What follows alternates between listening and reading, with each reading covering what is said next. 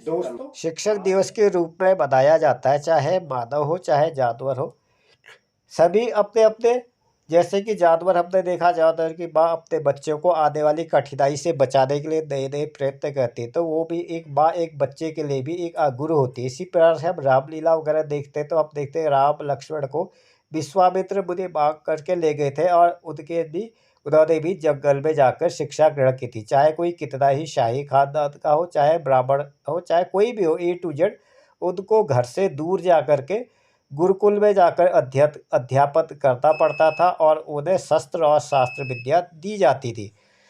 इससे सारे हमारे इतिहास में उदाहरण भरे पड़े हैं। चाहे गुरु द्रोणाचार्य हो, गुरु वशिष्ठ हो, गुरु विश्वामित्र हो, उनका समाज में आज भी पूजनीय स्थान है। इसी गुरु परंपरा को आगे बढ़ाते हुए हम काफ़ी सारी अपने ऐतिहासिक घटनाओं को देखते हैं, तो अर्जुन जैसा धनुधारी भी हमें मिल जाता है, वही कर्ण जैसा भी मिल जाता है। वो सारा गुरु की अनुकंपा से ही होता है। चाहे आप कर्ण को देख लो, चाहे भगवान कृष्ण जिसको भगवान का अवतार मानते हैं, उन्होंने भी गुरु सतीपति के आश्रम में शिक्षा ग्रहण की थी। साथ ही वहाँ पर एक सुदामा नाम का ब्राह्मण पुत्र भी था, जो उतना धनी नहीं था, लेकिन फिर भी दोनों को समान रूप से ही जीवन व्यतीत करना पड़ता था। कहने का मतलब ये, आने वाली कठिनाई को बचपन के दिनों में ही वो लोग किस तरह से जीवन यापन करते हैं, अथवा वो परिश्रम करना सीख जाते थे। हमारे सिख समुदाय में भी गुरु की परंपरा को काफ़ी अच्छा श्रेष्ठ माना गया है। एक गुरु को वो ईश्वर के समान रूप मानते हैं। कबीरदास जी ने भी कहा है, गुरु गोविंद दो खड़े काके लागो पाओ बलिहारी, गुरु आप दो गोविंद दियो बताए। कहने का मतलब है, मैं गुरु की ही आराधना करूँगा, क्योंकि गुरु से मुझे ईश्वर की प्राप्ति होती है। भी गया, गुरु ब्रह्मा गुरु विष्णु गुरु देव महेश्वर, गुरु साक्षात परम ब्रह्म तस्मै श्री गुरुदेव तब। यह गुरु शिष्य परंपरा हमारे समाज में सदियों पुरानी परंपरा मानी गई है। एक श्रेष्ठ गुरु की अनुकंपा पाने के लिए भी शिष्य पहले से काफ़ी प्रयत्न करते थे। जैसा कि हम सभी जानते हैं, एकलव्य ने भी गुरु द्रोणाचार्य को अपना गुरु माना था। इसी तरह से कर्ण ने भी काफ़ी संघर्षपूर्ण स्थिति का सामना किया था परशुराम को अपना गुरु बनाने के लिए। अगर हम कबीरदास जी को देखते थे, तो कबीरदास जी ने भी रामानंद गुरु की प्राप्त करने के लिए काफ़ी प्रयत्न किया था। उन्हें पता था कि उनके गुरु सवेरे गंगा स्नान के लिए आते, इसलिए वो अपने गुरु के आने से पहले ही गंगा की सीढ़ियों पर लेट जाते हैं। जैसे ही उनके गुरु सवेरे स्नान करने के लिए आते थे, उनका पाँव कबीरदास जी पे पड़ता, वहीं से कबीरदास जी ने उनको अपना गुरु मान लिया था। कबीरदास जी ने स्वयं लिखा हुआ था, अगर मैं सारे समुद्र की स्याही बना दूं अथवा सारी पेड़ों की लकड़ी से कलम बना दूं, कुछ इस तरह से था। तो गुरु के बारे में अगर लिखा जाए तो भी पूरा नहीं हुआ। कहने का मतलब ये, एक गुरु की कृपा को किसी शब्दों में बांधना पॉसिबल है ही नहीं, क्योंकि वो एक समाज का निर्माता है, और सबसे ज़्यादा जिम्मेदारी भी समाज के प्रति गुरु की ही बनती है। इसका मतलब ये है, मान लेते हम हमारे पास कोई कच्चा मिट्टी का बर्तन है, जब तक हम उसको आग में गर्म करते हैं और उसमें मेहनत करते हैं, एक सांचे में डालते हैं, तो वह एक मजबूत पात्र के रूप में विकसित होता है, एक मजबूत घड़ा बन जाता है, जिससे हमें ठंडा पानी मिलता है।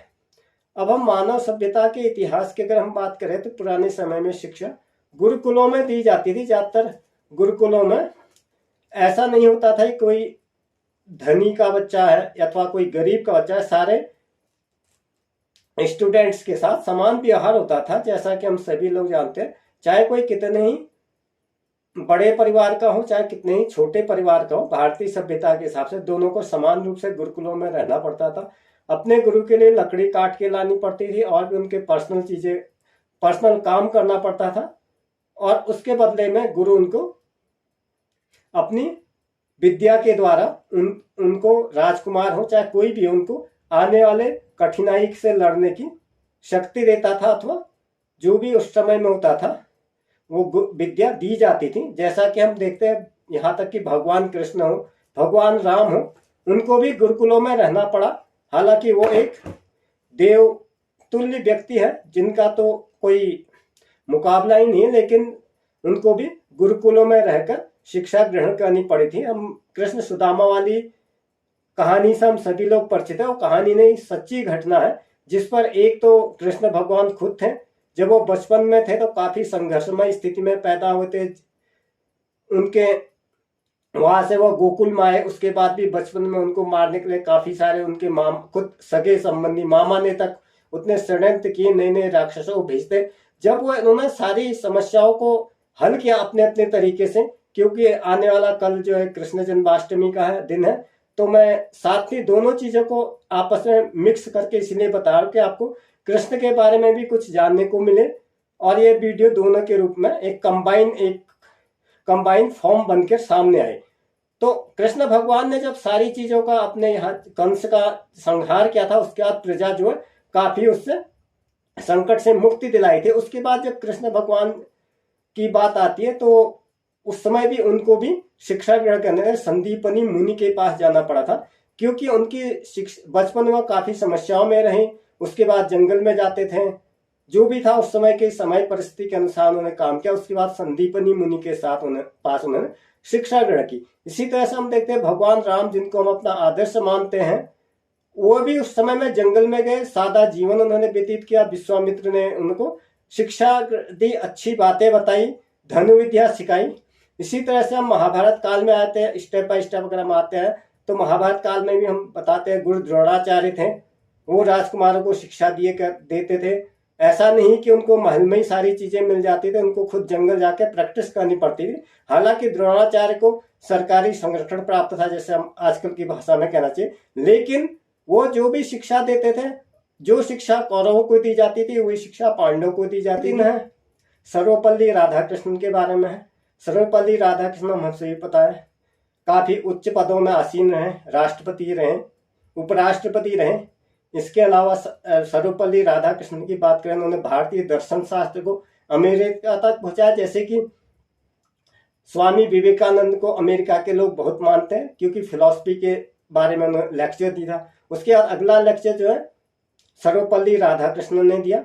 सर्वपल्ली राधाकृष्णन का नाम सर्वपल्ली क्यों लिया जाता है? क्योंकि वो एक गांव में पैदा हुए थे जिस गांव का नाम सर्वपल्ली था, तो वो गांव का नाम उनके आगे लग गया। तो सर्वपल्ली, जब उनसे पूछा गया कि आपके इस दिन को हम किसके रूप में मनाए, तो उन्होंने कहा था कि मैं अपने सारी जो उपलब्धियां हैं मैंने एक शिक्षक के रूप में ग्रहण की है, और मैं उसको शिक्षक के रूप में ही मुझे याद किया जाए। तो उनके जन्मदिन को जो है सर्वपल्ली राधाकृष्ण के जन्मदिन को शिक्षक दिवस के रूप में मनाया जाता है। इसके अलावा एक और आता है, जब वो कलकत्ता में किसी, ऐसा कहा जाता है कि वो जब यूनिवर्सिटी छोड़ के जाते हैं तो उनके जो स्टूडेंट थे उनसे इतना लगाव हो गया था उनका, तो उनका जाने का मन नहीं हुआ। उनके लिए एक शाही बग्घी मंगाई गई, और विद्यार्थियों ने उनसे रिक्वेस्ट किया कि शाही बग्घी के घोड़े के बदले में हम आपकी बग्घी को खींचेंगे। तो इस तरह से अश्रुपूरित नेत्रों से उनको विदाई दी गई थी। तो ऐसे तो अवतारवादी पुरुष ही कहना चाहिए सर्वपल्ली, डॉक्टर सर्वपल्ली राधाकृष्णन। ऐसे तो बहुत, पर यह बताना जरूरी है, डॉक्टर सर्वपल्ली राधाकृष्णन का असल नाम जो है राधाकृष्णन है। सर्वपल्ली जगह का नाम है, जो कि आंध्र प्रदेश में, इनके पूर्वज भी इस जगह में रहते थे, तो इन्होंने इस जगह का नाम आगे बढ़ाने के लिए सर्वपल्ली रखा। शुरू में ये खुद इंजीनियर बनना चाहते थे, लेकिन एक बार इनके कजिन ब्रदर इनके यहाँ आए और वो बुक, फिलॉसफी से संबंधित बुक इन्होंने पढ़ी, तो उन्हें फिलॉसफी इतनी अच्छी लगी कि इन्होंने, जो इनका बचपन में एम था कि मैं इंजीनियर बनूंगा, वो छोड़कर फिलॉसफी में चले गए, और इस तरह से फिलॉसफी में इन्होंने भारत का नाम विश्व स्तर पर जो ऊंचा किया, जो आज भी ऊंचा है। भले वो सरकारी स्कूल का टीचर हो अथवा प्राइवेट स्कूल का टीचर हो, उसके आसपास को भी एज टीचर के रूप में लोग देखते हैं। इसके अलावा दूसरे प्रोफेशन, कई सारे प्रोफेशन हैं, उनको भी लोग उतना रेस्पेक्ट नहीं देते जितना एक टीचर को दिया जाता है। रोल मॉडल के रूप में एक टीचर को अपने आप को बनाए रखना है। तो आज का ये वीडियो मैं यहीं पर समाप्त करता हूँ। इस प्लेटफॉर्म के माध्यम से अपने सभी विद्यार्थियों को, सभी स्टूडेंट्स को, और जो भी मेरे स्टाफ के अन्य टीचर्स वगैरह, I would like to thanks for their moral, for their kind